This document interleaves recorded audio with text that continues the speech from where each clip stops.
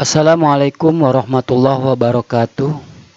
Berjumpa kembali anak-anakku siswa-siswi SMK Negeri 10 Kabupaten Tangerang pada pembelajaran komputer akuntansi Mayo Perusahaan Dagang kelas 12 akuntansi. Pertemuan kali ini merupakan pertemuan kita yang ke-6. Sebelumnya, pada pertemuan yang sebelum-sebelumnya kita sudah membahas tentang aturan-aturan atau ketentuan-ketentuan yang diterapkan oleh PT Yoga Alpha. Anak-anakku sekalian, ya, kita sudah membahas tentang kebijakan akuntansi PT Yoga Alpha, baik kebijakan umumnya ataupun kebijakan-kebijakan lainnya seperti kebijakan pembelian, kebijakan pengeluaran kas, kebijakan penjualan, penerimaan kas. Nah, untuk pertemuan kali ini, sedikit lagi kita akan membahas kebijakan dari dua kebijakan lagi, yaitu kebijakan tentang penilaian persediaan barang dagangan. Sudah kita ketahui bahwa PT Alpha Yoga ini menjual barang dagangannya dalam bentuk smartphone, ya, dalam bentuk smartphone. Nah, di mana setiap pembelian, penyimpanan, dan penjualan ada penilaian persediaan barang dagangannya. Tentunya kalian sudah memahami atau sudah mempelajari ketika kalian di kelas 11 akuntansi tentang bagaimana perlakuan persediaan barang dagangan, baik pencatatan maupun penilaiannya. Namun kali ini Bapak sedikit mengulas atau membahas demi mengingat kembali tentang pembelajaran persediaan barang dagangan pada akuntansi keuangan yang kalian pelajari di kelas 11. Baik anak-anakku, persediaan barang dagangan sudah kalian pahami bahwa barang dagangan tersebut dibeli, disimpan, dan dijual kembali oleh perusahaan dagang tanpa merubah bentuknya.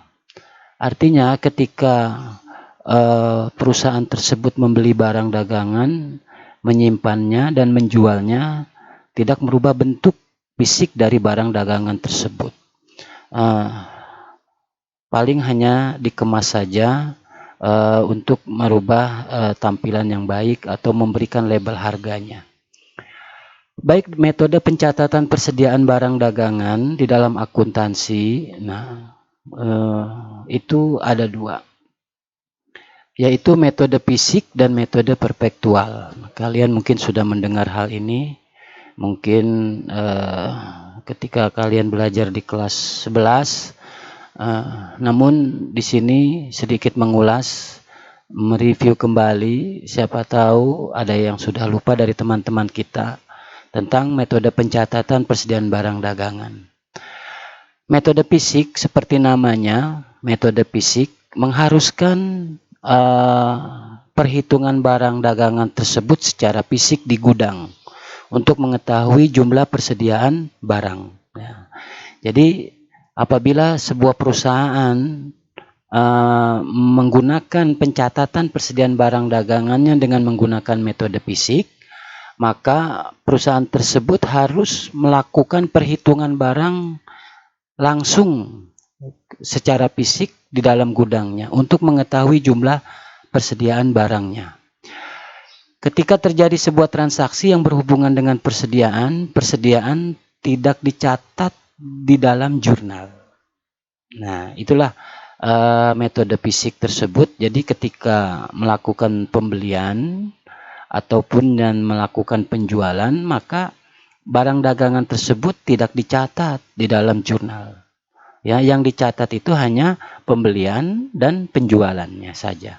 Pembelian di debit pada kas atau hutang, ya, pembelian di debit pada kas atau hutang, dan juga kas atau piutang di debit pada penjualan.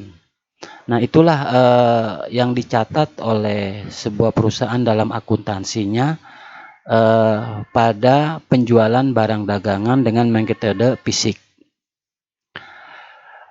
Hanya transaksinya saja yang di jurnal, yaitu transaksi pembelian dan penjualan. Maka yang dicatat adalah transaksi pembelian dan penjualan tersebut yang tadi saya utarakan. Walaupun jumlah persediaan gudang bertambah atau berkurang, pos persediaan ini tidak dicatat. Jadi dalam metode fisik ini untuk mengetahui berapa jumlah barang dagangannya, itu adalah nanti pemeriksaan secara fisik di dalam gudang, perhitungan. Untuk mengetahui jumlah persediaan pada akhir periode, dihitunglah secara fisik atau disebut dengan namanya stok opnam. Jadi sebuah perusahaan melakukan perhitungan barang dagangannya di gudang, itu disebut dengan stok opnam. Salah satu kelemahan metode fisik adalah tidak bisa mengetahui jumlah persediaan barang dagangan secara pasti sebelum dilakukan secara fisik, sebelum dilakukan stok opnam. Jadi sebelum dilakukan stok opnam, perusahaan tidak bisa mengetahui jumlah barang dagangannya secara pasti. Dan karena jumlah persediaan tidak dicatat, maka harga pokok penjualan juga tidak bisa diketahui. Jadi harga pokok penjualan itu tidak bisa diketahui sebelum dilakukan stok opnam. Ya, seperti itu. Jadi harga pokok penjualan barang baru bisa dihitung atau diketahui ketika persediaan sudah dihitung secara fisik atau stok opnam pada akhir periode. Bisa dibayangkan apabila dibutuhkan pelaporan persediaan setiap bulan, maka akan menghabiskan waktu untuk menghitung. Hanya untuk menghitung persediaan barang dagang. Seperti itulah metode fisik. Nah, metode perpektual, ya. Metode ini tidak seperti metode fisik, ya. Metode pencatatan persediaan perpektual adalah metode yang mencatat atau menjurnal persediaan barang dagangan apabila transaksi yang berhubungan dengan persediaan. Jadi ketika terjadi pembelian ataupun penjualan, maka persediaan barang dagangan ini selalu dicatat, diikutkan. Ya, misalnya kita melakukan pembelian barang dagangan, maka kita jurnal. Ya, kita jurnal itu adalah persediaan barang dagangan, ya, di debit. Nah, terus harga pokok penjualannya dikredit, ya. Namun terlebih dahulu kita catat pembelian di debit, kas atau utang di kredit, terus persediaan barang dagangan di debit, harga pokok penjualan di kredit. Nah, itu pencatatan untuk pembelian. Sedangkan pencatatan untuk penjualan, kas atau piutang di debit, penjualannya di kredit, lalu harga pokok penjualannya di debit, dan persediaan barang dagangannya di kredit.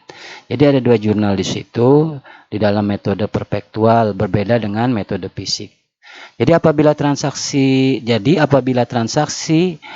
yang menyebabkan jumlah persediaan berubah, maka rekening persediaan juga turut berubah atau turut dicatat. Seperti itu.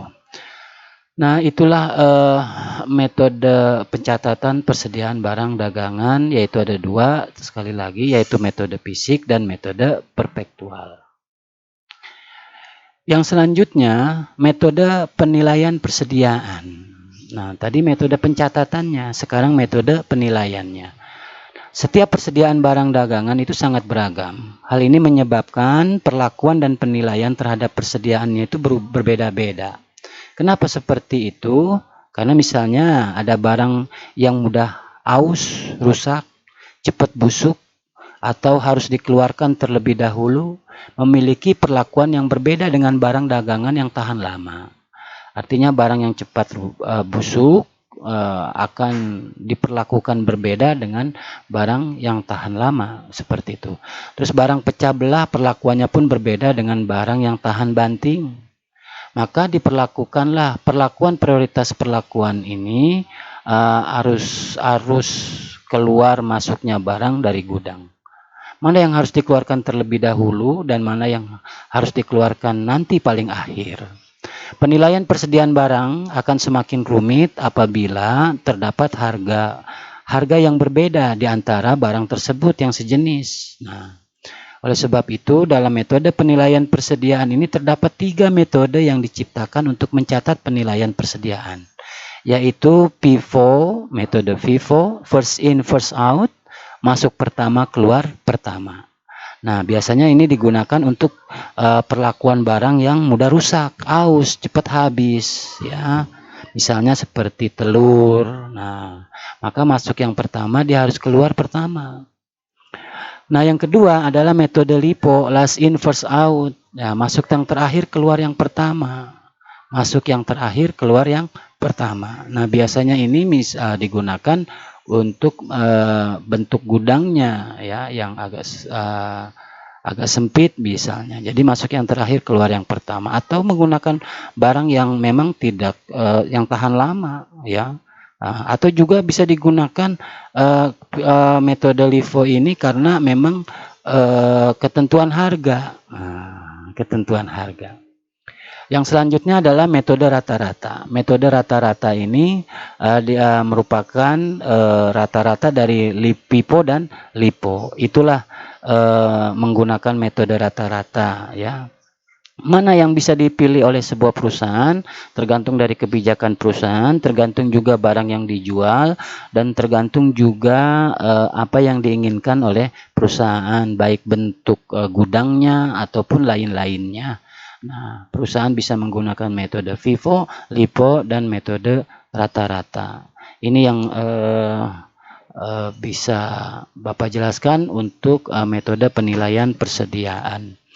Nah, bagaimana ketentuan FIFO, LIPO, dan metode rata-rata ini Bapak yakin kalian sudah memahaminya ketika kalian di kelas 11. Ataupun kalau apabila kalian kurang memahami dengan metode ini, kalian bisa bertanya langsung dengan guru akuntansi kalian yang mengajar akuntansi keuangan. Nah, itu yang Bapak bisa sampaikan untuk pembelajaran kali ini, ya. Semoga kalian bisa memahaminya. Ya, pesan Bapak, jaga kesehatan kalian. Salam untuk orang tua kalian. Jangan lupa menggunakan masker, jaga jarak apabila kalian berkumpul. Lebih baik kalian tinggal di rumah apabila tidak ada keperluan yang sangat mendesak. Billahi taufiq wal hidayah. Wassalamualaikum warahmatullahi wabarakatuh.